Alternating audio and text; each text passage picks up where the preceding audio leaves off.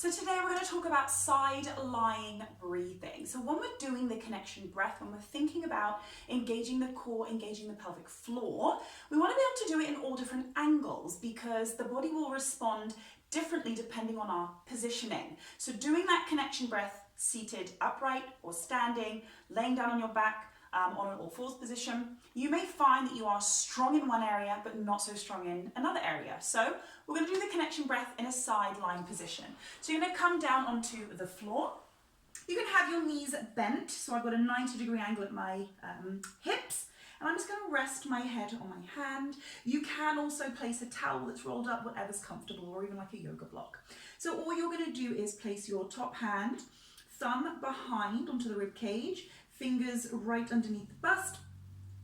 You're going to inhale, and as you inhale, we're going to relax the pelvic floor. You're going to expand through the belly and the rib cage. So we inhale through the nose, and I should be able to feel my rib cage rise and expand through my back as well. And as I exhale, I lift up through the pelvic floor, and I feel my rib cage squeeze in, so kind of condense inwards. So we inhale,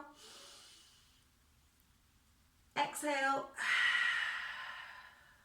Now we want to make sure that we're relaxing the neck, we're relaxing the jaw, keeping a nice stacked, straight stack with the rib cage and the pelvis. So we don't want to be flaring out that rib cage. So make sure everything's relaxed, relaxed, relaxed through the neck. We inhale, and as we breathe, remember we're trying to not breathe through our neck and our shoulders. So we take an inhale, exhale, inhale, exhale. Now, what you can do is then try 5 or so breaths on one side, take a breather, and then try it on the other side. And what I want you to feel for is, ask yourself these questions. Is the contraction different? Do you feel stronger on one side than the other side? Does one side move more than the other side? Because identifying that means that there's something going on that we want to try and rectify. Because what that also means is that as you move forward into bigger exercises, if one side is more dominant or one side is weaker, your breathing isn't going to be as efficient, and also your core isn't going to be as strong. So there is your side breathing